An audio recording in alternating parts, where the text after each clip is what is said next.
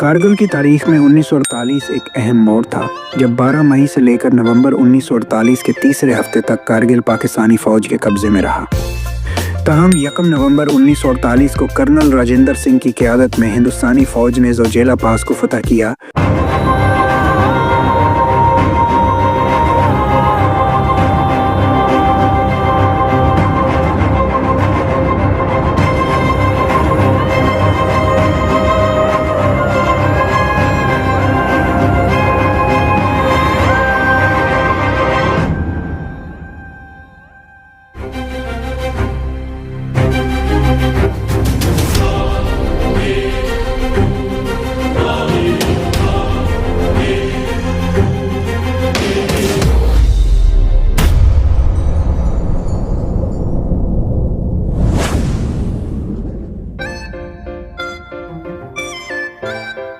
और 15 नवंबर को दराज पर कब्जा कर लिया।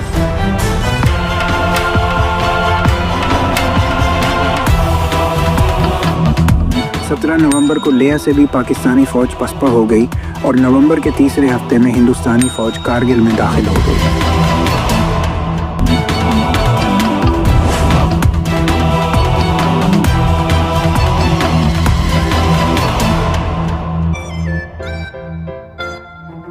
कारगिल के अवाम ने भी इस जंग में भरपूर ताउन दिया।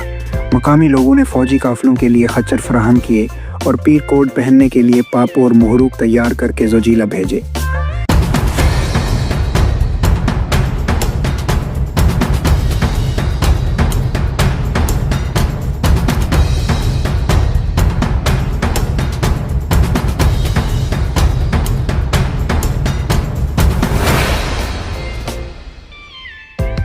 शदीद सर्दियों के बाद 1949 में ज़ोजिला से कारगिल तक रास्ता मुकम्मल किया गया और 1950 के वस्त तक सोना मर्ग से कारगिल एक जीप रोड तमीर हो चुका था।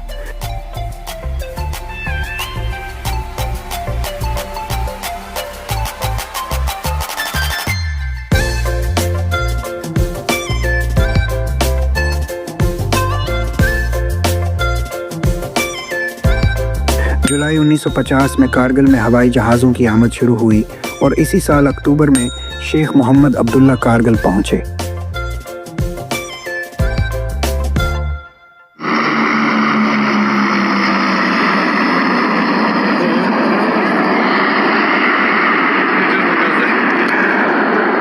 उन्नीस सौ 50 में कारगिल में कोई सियासी जमात नहीं थी और यहाँ के अवाम ज़्यादातर मजहबी उलमा के ज़ेर असर थे। उस वक्त के मारूफ आलिम दीन आगा सैयद मेहदी थे, जिनसे मुलाकात के लिए शेख मोहम्मद अब्दुल्ला गए। वहाँ उनके इस्तकबाल के लिए कालीन बिछाई गई थी। शेख अब्दुल्ला ने कारगिल में नेशनल कॉन्फ्रेंस की बुनियाद रखी और आगा सैयद मेहदी को उसका सदर मुकर्रर किया।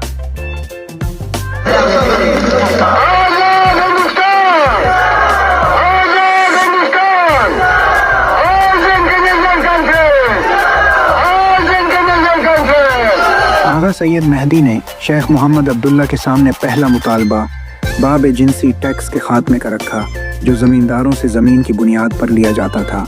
उनकी कोशिशों से ये टैक्स ख़त्म कर दिया गया।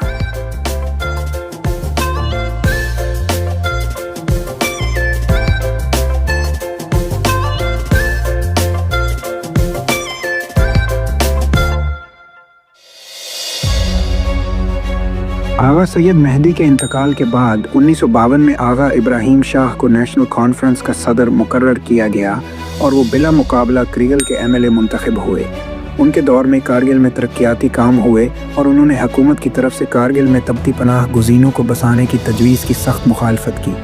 उनकी कोशिशों से ये पनाह गुज़ीन लिहा के चू कलमसर में आबाद किए गए। 1962 में जब दोबारा इंतखाबात होने लगे तो मुंशी हबीबल्ला ने आगा इब्राहिम शाह के ख़िलाफ़ इलेक्शन लड़ने का फ़ैसला किया। ताहम मुंशी ग़ुलाम मोहम्मद ने मुंशी हबीबल्ला को MLC बनाने की पेशकश की, जिस पर उन्होंने अपना नाम वापस ले लिया और यूं आगा इब्राहिम शाह एक बार फिर बुला मुकाबला कामयाब हो गए। आगा इब्राहिम शाह के वालिद आगा काज़म शाह 20वीं सदी में क्रिगल के एक बड़े आलम थे। इनकी मजहबी इस्लाहात में एक ख़ास वाक़या लौ प्लैंग मेला का ख़ात्मा था।